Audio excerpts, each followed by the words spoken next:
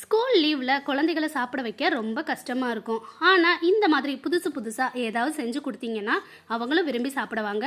கொஞ்சம் ஹெல்த்தியான ஃபுட்டு கொடுத்த ஃபீலிங் நம்மளுக்கும் இருக்கும். வாங்க என்னோட ஸ்டைலில் ஸ்டஃபிங் சப்பாத்தி எப்படி செய்யலான்னு பார்த்துடலாமா? இந்த வீடியோவை சேவ் பண்ணிவிட்டு மறக்காமல் ட்ரை பண்ணி பாருங்கள். இதுக்கு முதல்ல ஒரு பேனில் 1 டேபிள் ஸ்பூன் அளவுக்கு எண்ணெய் சேர்த்துட்டு 10 பல் பூண்டு பொடியாக கட் பண்ணி வச்சுருக்கேன். அதையும் இதோடு சேர்த்துட்டு நல்லா வதக்கி விட்டுறலாம். இப்போ 1 கப் சோயாவை சுடுதண்ணியில் போட்டு எடுத்து நல்லா பிழிஞ்சிட்டு மிக்சியில் பல்ஸ் மோடில் பல்ஸ் பண்ணி எடுத்திருக்கேன். அதையும் சேர்த்துட்டு நல்லா கலந்து விட்டுக்கலாம்.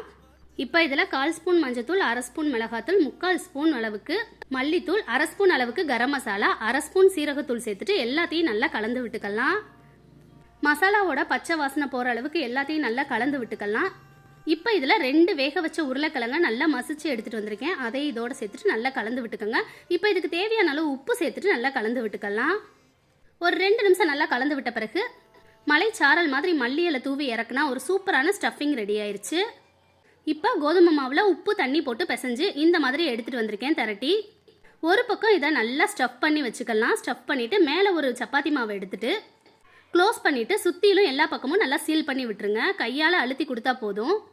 இப்போ ஒரு தோசை தவாவில் நெய் சேர்த்துக்கலாம். நெய் சேர்த்துட்டு நம்ம செஞ்சு வச்சுருந்த ஸ்டஃபிங் சப்பாத்தியை இதோடு சேர்த்துட்டு 2 பக்கமும் நல்லா நெய் விட்டு நல்லா வேக வச்சு கோல்டன் ப்ரௌன் கலர் வந்தது எடுத்தால் ஒரு சூப்பரான ஸ்டஃபிங் சப்பாத்தி நம்மளுக்கு ரெடி ஆயிடுச்சு.